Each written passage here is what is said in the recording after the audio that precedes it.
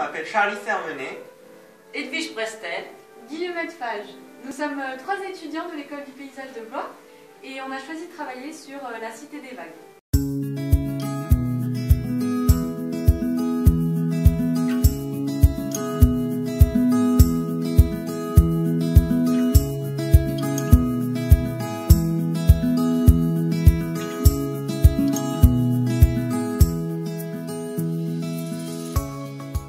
Nous avons choisi de traiter ce sujet parce qu'il nous semblait assez inédit de considérer la ville comme quelque chose de vivant qui naîtrait, vivrait et mourrait par rapport à une conception actuelle et passée d'une ville qui devrait être forcément fixe et pérenne.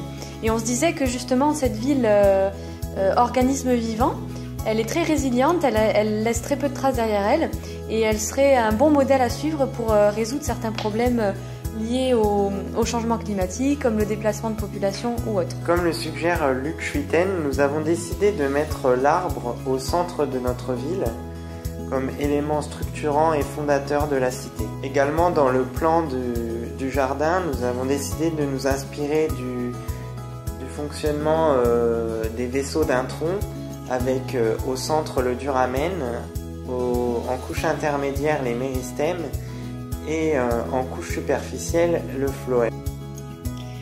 Parmi les références qui nous ont guidés, on est allé regarder du côté des maisons autosuffisantes en éco-construction, avec notamment le principe de récupérer des matériaux sur place, comme par exemple construire des murs en terre sur de la structure bois ou utiliser la paille. Il y avait aussi le principe de recycler des matériaux en intégrant des bouteilles dans les murs en terre. Il y avait aussi le principe de récupérer l'eau de pluie, ou encore de traiter les eaux usées en lagunage, et puis d'être autosuffisant en nourriture avec un potager en permaculture. Pour nos habitations, nous nous sommes inspirés du temple du lotus à New Delhi, puisque nous avons choisi de reprendre la forme de la fleur de lotus pour faire la structure de la maison, puisque la fleur de lotus est capable de s'ouvrir et de se refermer en fonction de la luminosité. Nous nous servirons de cette caractéristique pour faire du bâtiment un bâtiment autonome et peu consommateur en énergie. Donc l'entrée de notre jardin se fait depuis cet accès, depuis cette allée. Il s'organise autour de 4 entités, 4 espaces. La forêt, la jeune forêt, la forêt en développement, la forêt habitée et progressivement on atteint la forêt en décomposition.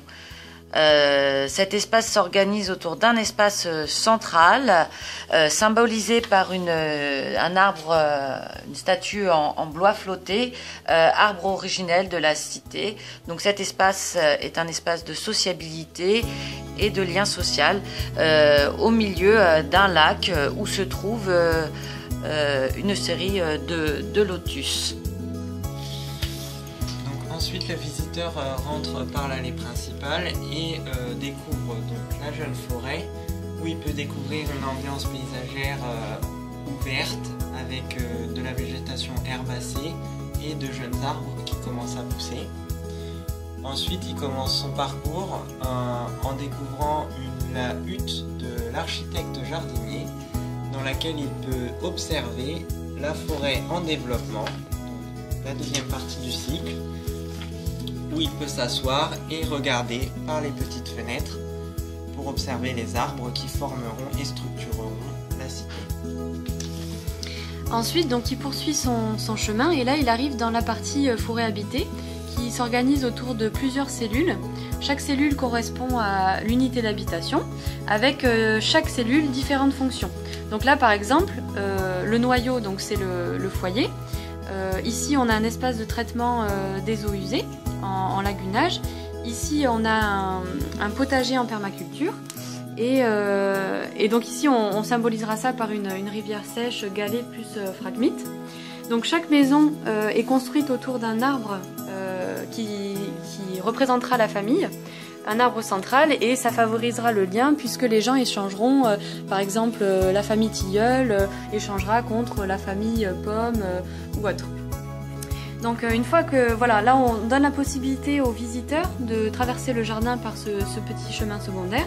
Et ici on arrive dans la partie forêt en décomposition. Donc là il y aura les vestiges d'une ancienne habitation, on verra surtout le bois flotté.